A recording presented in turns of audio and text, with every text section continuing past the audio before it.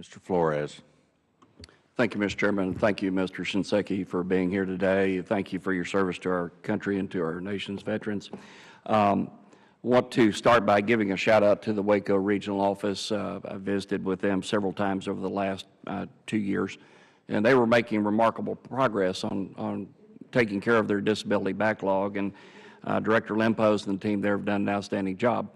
I, just like you, am very concerned about the impact that this shutdown could have on their operations and what could potentially happen to our veterans.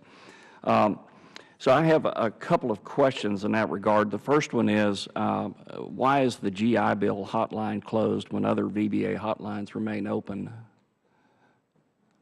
Say that again. Why is the GI Bill hotline closed when other VBA hotlines remain open?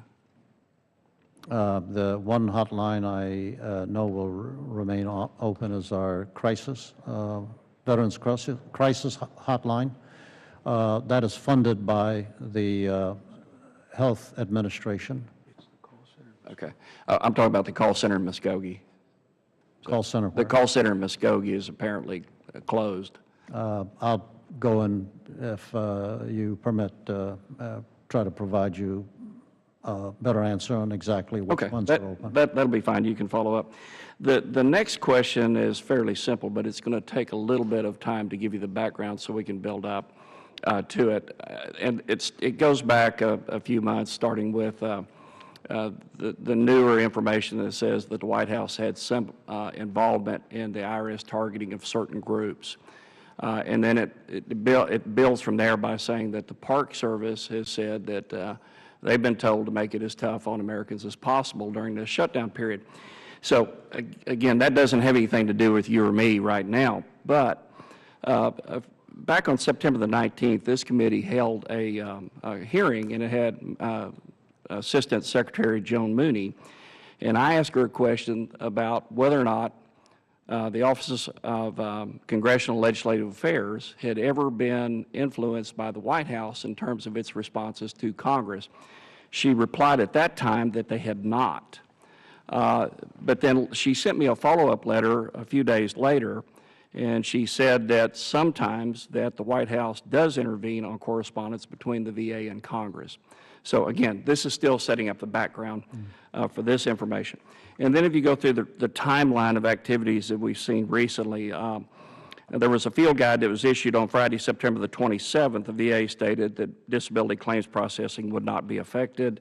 Then on September the 28th, the VA notified the House Veterans Affairs Committee that they would not be able to send the November benefit checks because funding would run out in late October. You've confirmed that today, so there's nothing new there. But then on September the 30th, President Obama had an interview, and he stated that veterans, and I quote, "veterans will find their support centers unstaffed," which was a direct contradiction of the field guide that said that the vet centers would not be affected from a couple of days earlier.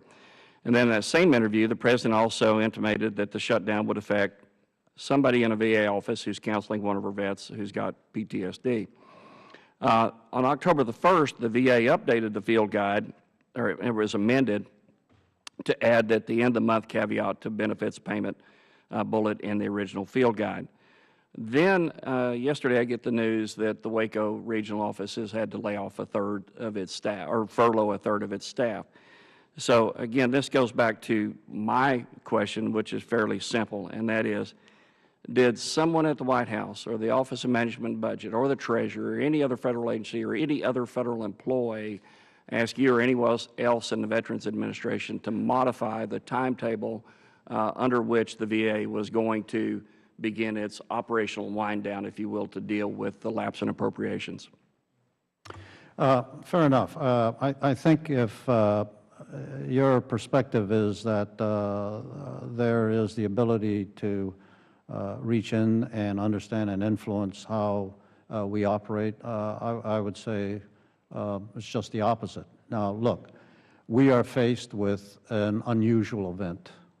A shutdown of government doesn't occur frequently, and we have no good plans in place. We had to go back and look at what happened in '96 to have some idea what the requirements were going to be. At the same time, we have a 13 closeout, and you know, if on the 5th of September, whenever Ms. Mooney testified, if someone had said, we're going to shut the government down, I will guarantee you between the 5th of September and 30th of September, there would have been actions that I would have perhaps taken differently. That didn't become obvious to us until the last week, maybe Wednesday of the last week of September.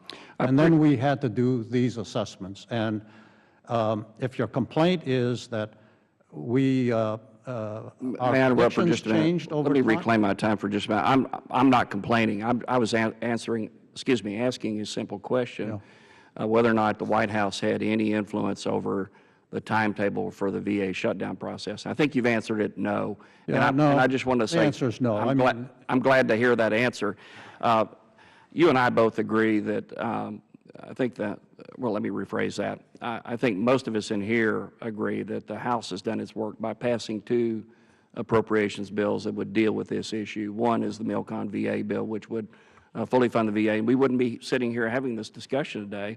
Also, we passed H.J. Res. 72 last week, which would fund the VA so that we wouldn't have this conversation. Both those bills passed on a bipartisan basis, so I would urge those folks that are listening to this hearing to be sure to influence the Senate to take up on those two bills. Thank you, Mr. Chairman. I yield back.